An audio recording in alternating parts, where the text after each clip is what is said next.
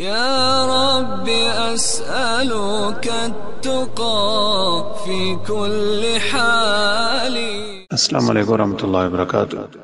ایک سوال ہوا ہے کہ میلے پہ جو دکانیں لگتی ہیں وہاں سے مٹھائی وغیرہ یا کھانا وغیرہ خرید کے کھانا کیسا ہے؟ دیکھیں، غیر شرعی کاموں میں ایک کام یہ ہے جو ہمارے علاقے میں کہہ لیں کہ پورے عروج پہ ہے، عرسوں پہ، میلوں پہ، درباروں پہ، مزاروں پہ، اس طرح کے کام جو ہوتے ہیں ان کا شریعت میں سرے سے کوئی جواز نہیں ہے، بلکہ ان کاموں کے حرام ہونے میں بھی کوئی شک نہیں ہے۔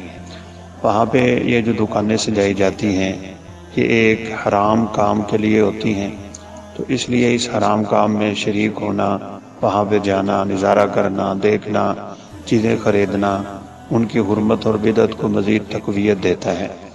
رسول اللہ صلی اللہ علیہ وسلم سے ایک صحابی نے سوال کیا تھا کہ میں نے فلاں جگہ پہ جانور ذبح کرنے کی نظر مانی ہے، تو کیا میں وہاں جانور ذبح کر لوں؟ تو آپ نے ان سے سوال کیا تھا کہ وہاں ان کا کوئی میلہ تو نہیں ہوتا، وہاں کوئی خاص ان کا بت تو نہیں ہے، اور اس طرح کے سوالات تھے۔ تو گویا کہ آپ صلی اللہ علیہ وسلم نے اس کو انکار کی شکل میں سوال کیا ہے، اس کو استفہام انکاری کہتے ہیں کہ اگر ایسا ہے تو پھر آپ نہیں جا سکتے۔ تو ایسی جگہوں پہ تو جانا ہی نہیں چاہیے، چہ جائے کہ وہاں جا کے چیزیں خرید کے کھانا، اس لیے اس سے اجتناب ضروری ہے۔